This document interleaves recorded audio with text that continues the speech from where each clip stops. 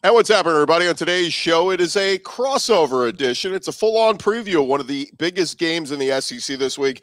It is LSU at Ole Miss. We'll talk about the key matchups, keys to a victory, and much more. Locked On SEC crossover edition happens now. You are Locked On SEC, your daily podcast on the Southeastern Conference. Part of the Locked On Podcast Network, your team every day.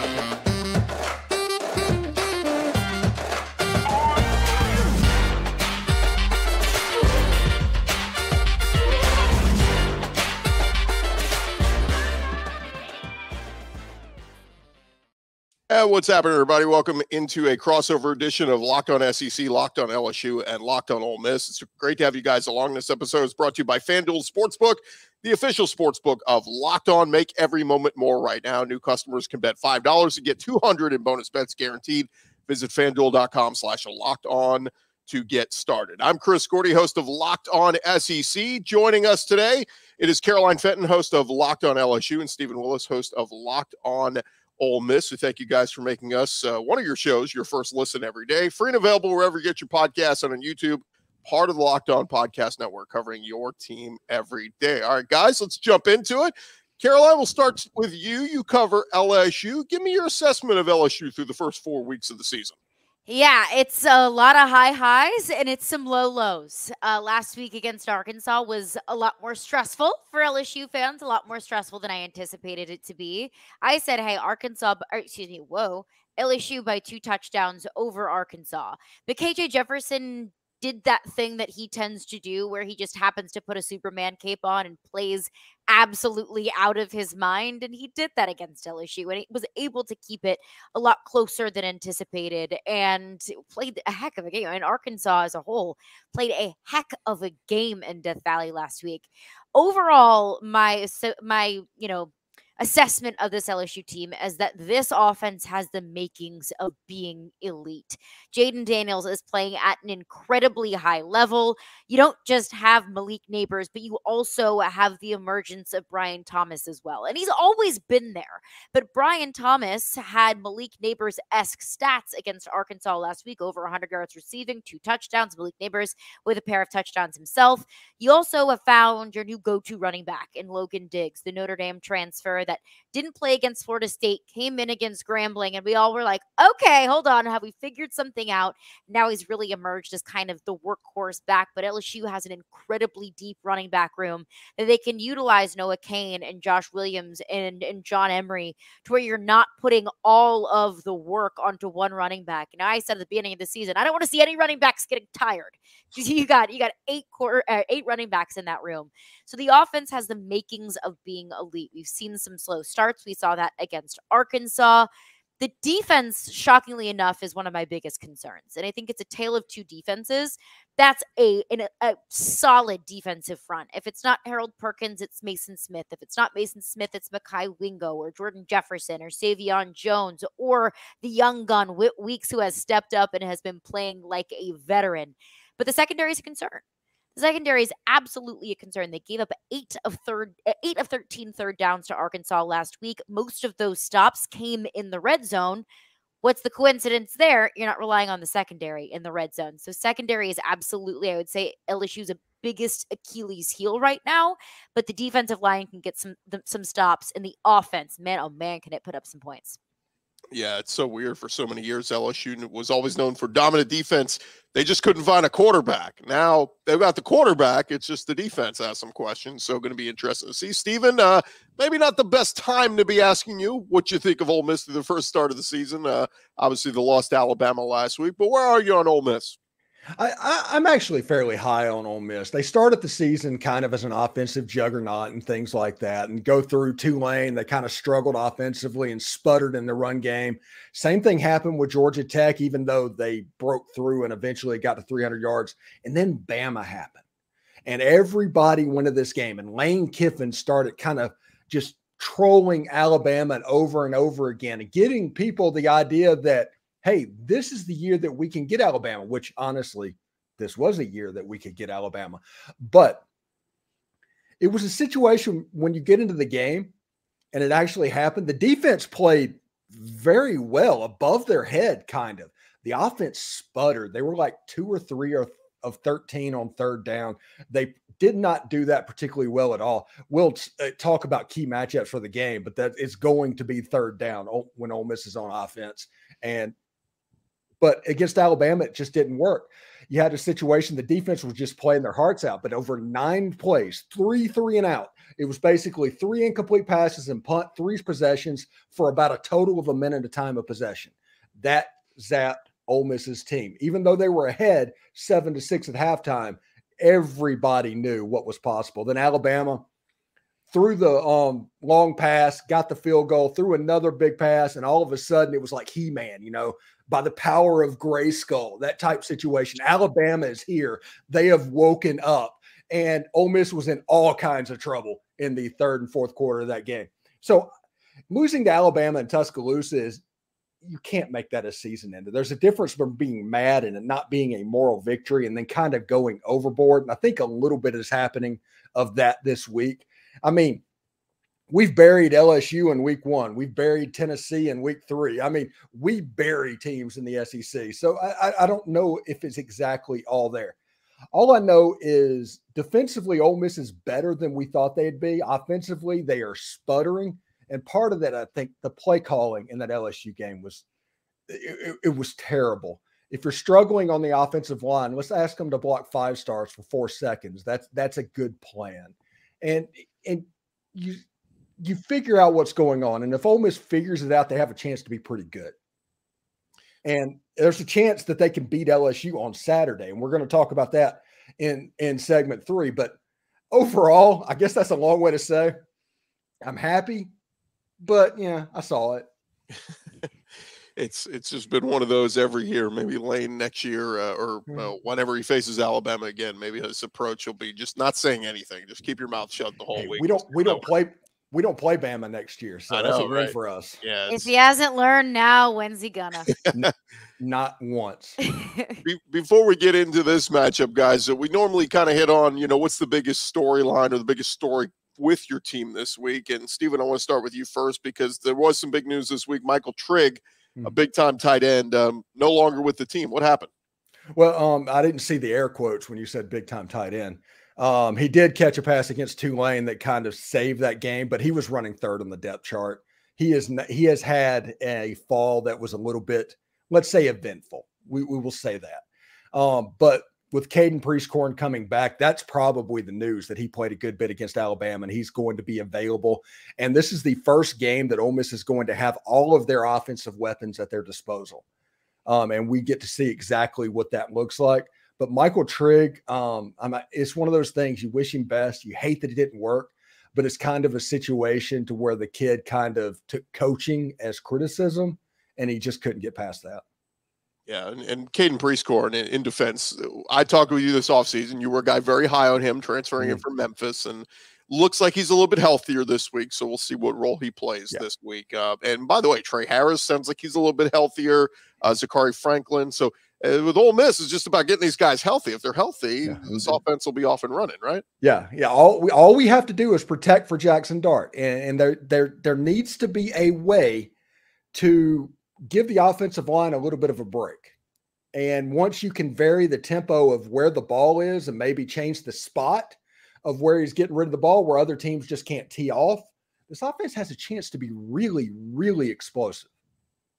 Caroline, I don't know what the biggest storyline for LSU is, although one that I was watching this past week was this team moving forward without Greg Brooks. I thought Andre Sams played very well at safety, major burns at the other, out of position a couple times last week, got burned a little bit, but they seem to be kind of still collectively coming together. Andre Sams played very well, but what's your storyline, I guess, for LSU this week? Yeah, incredibly tragic news coming out about Greg Brooks. He transferred in from Arkansas, defensive back, and he had been complaining about vertigo and headaches. And Brian Kelly said, okay, enough of this. You've been going through this long enough. He had an MRI, revealed a brain tumor. So he underwent surgery and he's okay. He's in recovery. But Brian Kelly talked to the media on earlier this week and said it's going to be a long and really hard recovery for Greg Brooks. So I know that we all are, and the entire SEC is going to be cheering for Greg Brooks, but it's about who's stepping up. You mentioned Andre Sam, a transfer in from Marshall, and he had a couple of big plays against Arkansas, a big tackle early in the game, and then the interception to kind of shift momentum. Jayden Daniels throws that interception early on, and I'm thinking, oh boy, like Arkansas's got all the momentum in their corner. Now they get the ball back. They have the potential to make this game really uncomfortable for LSU. Andre Sam steps up with a big interception. Momentum shifts back to the LSU sideline. I would say one of the more interesting and maybe underrated storylines nationally about LSU is how much contribution they're getting from their true freshmen. Whit Weeks, I mentioned him. His older brother, West Weeks, is on the team as well. So Omar Spates, he's a 5-year starter in college football, first team all Pac-12 at Oregon State, team captain at Oregon State. He transfers into LSU. I thought, okay, this is great experience and seniority being added to that linebacker room. Omar Spates went down with an injury leading into the Mississippi State game. He wasn't able to play. Whit Weeks, true freshman, steps up and plays out of his freaking mind. His older brother, West Weeks, who's been on the team for 3 years, been waiting for that opportunity, kind of gets leapfrogged by little brother, and he has been playing. He's lights out. He's had a fantastic couple of games, had a big sack when it really mattered most when Arkansas was near the goal line last week. So his contributions, Caleb Jaxson, running back, is another one. If you've seen that viral clip against Mississippi State when he just bodies a Mississippi State safety and kind of stands over him, that guy was a true freshman. So you're getting contributions from your first year players, or whether they're transfers or true freshmen, and you're kind of seeing the roots of that depth so much more so than Brian Kelly's first year when they were just trying to field 11 men on offense and defense. Now you're really starting to see that depth and the fruits of the recruiting class's labor. What is Chris? Yeah, go ahead. Quick. With Greg Brooks, I am a fellow brain tumor survivor. I've been through that. I've gotten that MRI. I had a 19-hour surgery. Gosh. It's life-changing, but Ole Miss needs to do something for Greg Brooks. This is beyond rivalry. This is beyond everything. This is beyond Magnolia Bowl. Greg Brooks is going through some stuff right now. Yeah. And he needs some people to support him. It's going to be a long road. He's going to be fine. Greg, if you're watching this, man, you've got this. You have absolutely got this. If I can do it, I know you can.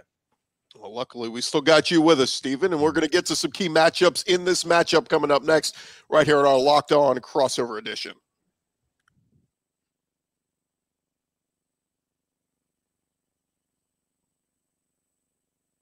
And this episode is presented to you by our friends over at FanDuel. Look, for everybody out there, you want to snap into action with the NFL season. It is fully underway, and FanDuel is America's #1 sports book. Right now, new customers can get $200 back in bonus bets guaranteed when you place a $5 bet. That's $200 in bonus bets, win or lose. If you've been thinking about joining FanDuel, there's no better time to get in on the action. They got all the action that you want, from college football to NFL. All of it is up there. The app is so easy to use, and a wide ranging of betting options, including they got this game that we're talking about. They got LSU as a 2.5-point road favorite at Oxford. If you feel one way or the other, you can get in on the action right there at FanDuel. Go visit FanDuel.com/lockedon. Kick off the NFL season or whatever sport you want to bet on right now. It is FanDuel. They are the official partner of the NFL. All right, jumping back into this, joined by our friends Caroline, Fenton, and Stephen Willis, as we do a little crossover edition here of Locked On SEC, Locked On Ole Miss, and Locked On LSU. And guys, let's get into some of the key matchups in this game. Stephen, we'll start with you. Just what's the biggest matchup in your mind, whether it be Ole Miss's wide receivers versus LSU secondary, whatever it is, what's the big matchup in your mind? It is absolutely the Ole Miss running game against the LSU front seven. If Ole Miss can run the ball against LSU and earn the right to throw the ball downfield against that secondary, they will be successful, and they would have a probably above average chance of winning this game. You cannot be in 3rd and 10. You cannot be in 3rd and 12 against this LSU defense. They're going to put Harold Perkins on, line him up on the outside, and tell him to go get Jaxson Dart. And if that happens, you are not going to be successful. It's going to be a carbon copy of what happened a week ago. LSU's got those athletes too. But if you can run the ball and go to 2nd and 6, to 3rd and 2, and you have short and manageable situations where the creativity of Lane Kiffin can take over, all of a sudden this offense has a chance to be very successful. And those longer RPOs against those secondary, they're going to be quite much more effective. The over-under in this game is like 67.5 points. They're expecting basically a 38-31 type game. So if you have a ticket to this football game, get ready for the points because I think it's coming.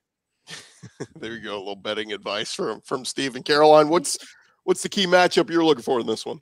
Get your popcorn ready, if you will. If I could take a page out of Lane Kiffin's playbook, I think for you, I'll stick with the LSU defensive line because that's the strength of this defense, and it's going up against Ole Miss's offensive line. Jaxson Dart's the third most sacked quarterback in the SEC right now. And I look at that as being a few things. One of the reasons is because of the offensive line. But you mentioned it, a lot of Ole Miss's receivers have been banged up. They haven't been at full strength. So when you don't have your top guys, the ball doesn't come out as quickly. You're more susceptible to sacks. So getting those guys back and healthy, I think will add another layer to that Ole Miss offense. But to me, it's how can you get to the quarterback? How can you get to the quarterback and how can you stop the run?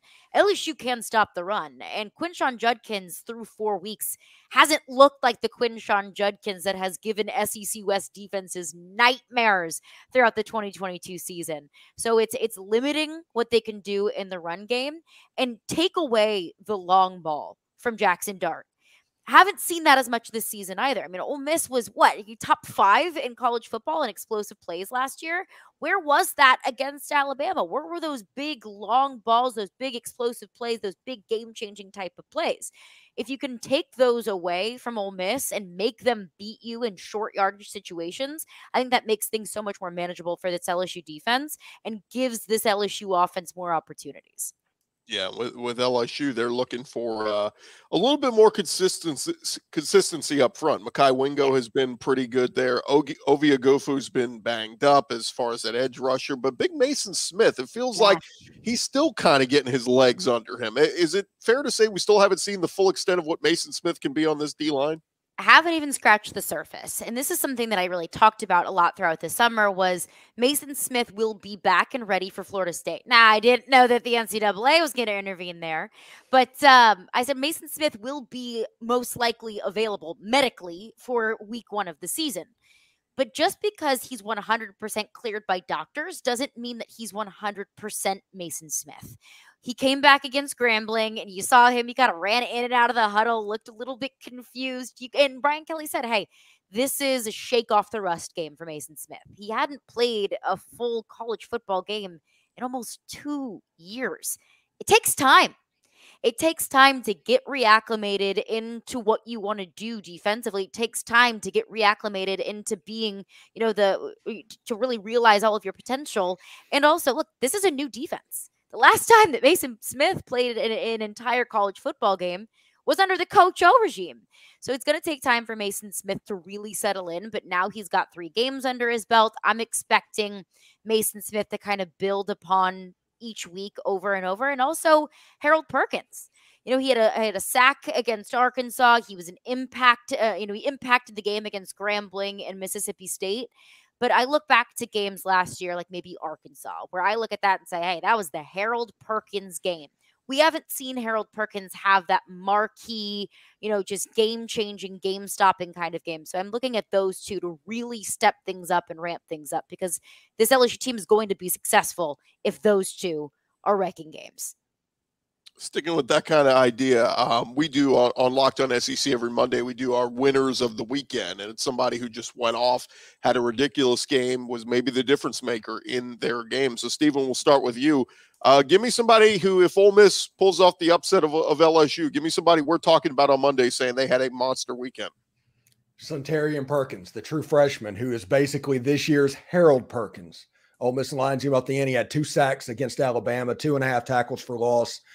I think what Ole Miss is probably going to have to do is you're going to see Suntarine Perkins line up to Jayden Daniels' right-hand side, and they're going to try and get pressure on the quarterback and force him to scramble left to get the ball to where he can't scramble and get the ball to Malik Nabers. Because if you look at his passing numbers, about half of his passing yardage is to Malik Nabers. LSU is very good at getting the ball to him. I think Ole Miss might try to disrupt things by forcing him to move out to the left to where he's either run or it's not quite as explosive potential if he is rolling out to his dominant side. Caroline, same kind of question. Who's the one person we're talking about on Monday if LSU pulls off a nice win over Ole Miss? Please don't take this as me just completely selling out and me giving you the most obvious answer imaginable. I think it's Jayden Daniels because this is going to be a high-scoring game, like Steven just said. I agree. Hammer the over. This is going to be offensive fireworks. Jayden Daniels has proven that when he is at his best, this team can do really special things. I look at a trio of games last year, and it was Ole Miss, Florida, and Alabama.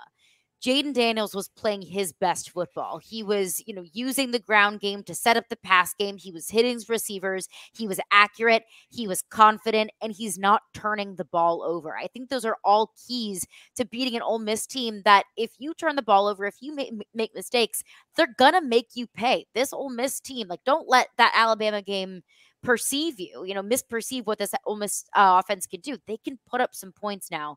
So I think if Jayden Daniels can utilize his receivers, because he's got several pass-catching weapons, Brian Thomas, Malik Nabers, Chris Hilton, Kyron Lacey, Mason Taylor, the sophomore tight end, if he can get the ball into the hands of his playmakers, and if he can use his legs as an advantage and not as a crutch, I think he's going to start to continue to heat up in the conversation of potentially even SEC Player of the Year. All right, there you have it. The moment of truth coming up next. We'll hit on our score predictions and what should we expect this Saturday between LSU and Ole Miss. It's a crossover edition right here on Locked On.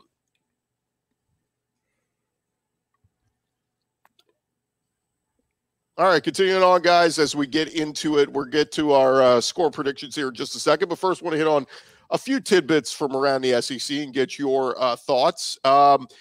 In the SEC West, Texas A&M was one of those teams that was expecting to bounce back. The Bobby Petrino experiment has worked out well so far with Jimbo. They had the one hiccup at Miami where they give up 48 points, lost to the Hurricanes. But outside of that, Texas A&M looks good. They've been rolling. But unfortunate news as Conner Weigman, their quarterback, we knew he was hurt, but now the news comes out yesterday that he's done for the season. So a viable backup in Max Johnson, but Caroline, we'll start with you.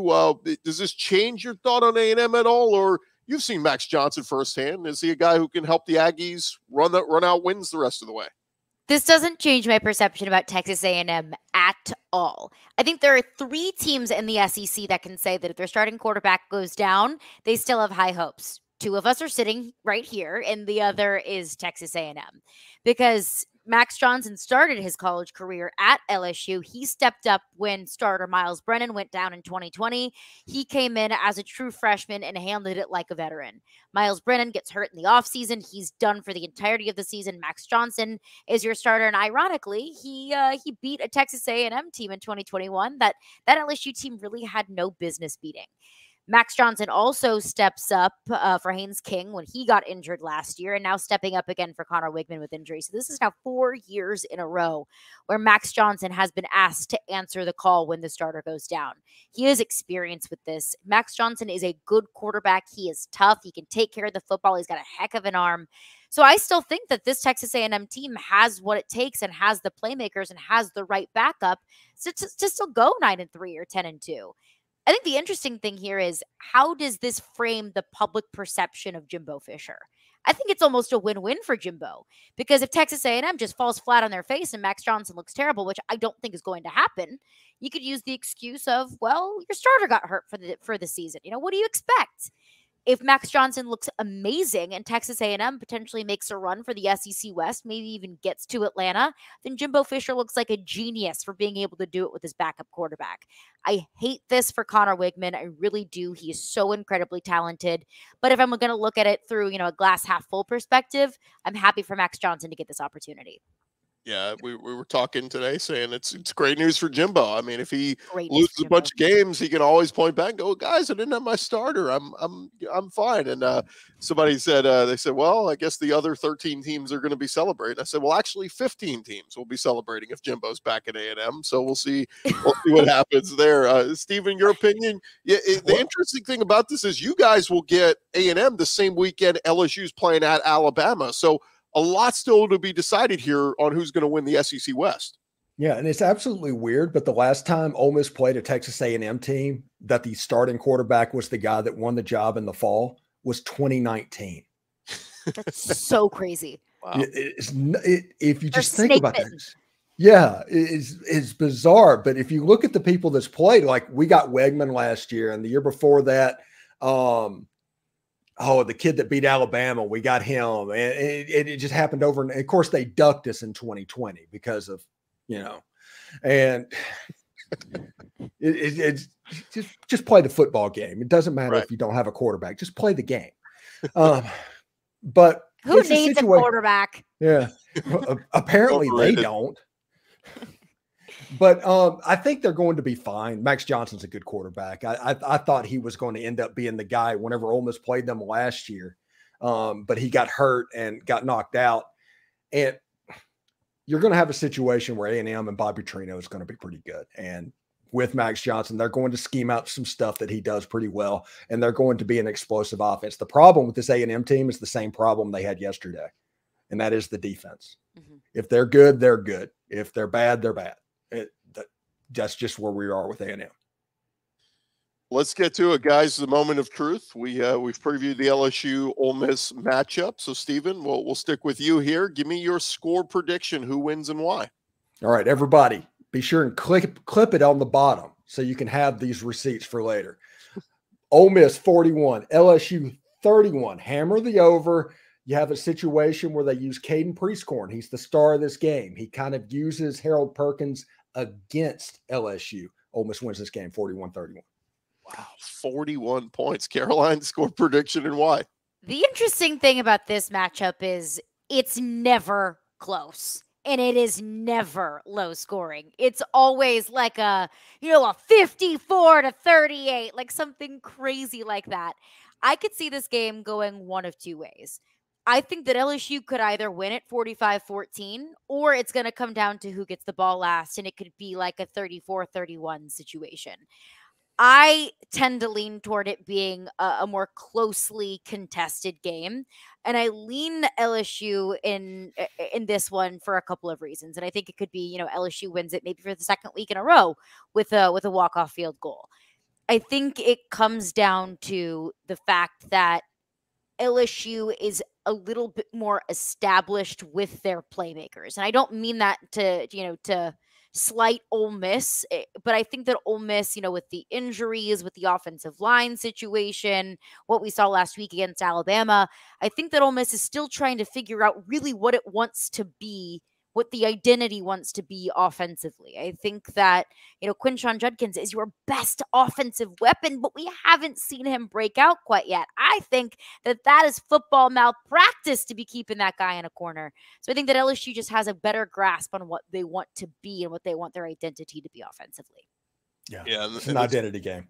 This game a year ago, I mean, Ole Miss jumps up to, what was it, to 2017 lead at the half, and then LSU basically dominated the second half and wins this thing going away 45-20. It is interesting, Caroline, because this was such a close matchup in the early 2000s, right, Stephen? Like those the Eli Manning days. I mean, it was like every game decided by a field goal, and then in recent history, it's just been very lopsided. There's been a lot of blowouts, and a lot of them in favor of LSU. I'm going to be the independent arbiter here. I will go close. LSU 34, Ole Miss 31. Close game, tons of offense. I just think LSU capitalizes. That offense was unstoppable throughout the game last week against Arkansas. I like Pete Golding. I think he's a good DC. I think he's a year away. I think next year Ole Miss takes that huge leap defensively. I don't think they're there yet. So that's my take. Final thoughts for you guys? Get your popcorn ready. Get your popcorn ready. Well, we'll have plenty of popcorn watching this one. 5 p.m. Central on ESPN, of course, coming to you from Oxford. Big game in the SEC West for both LSU and Ole Miss. For Caroline Fenton, Locked On LSU, Stephen Willis, Locked On Ole Miss. I'm Chris Gordy, Locked On SEC. Thank you guys so much for watching, and check us all out. Subscribe to these shows. Check us out. Make sure you're in every day or coming back and checking us out, and we'll have more tomorrow right here on our respective shows.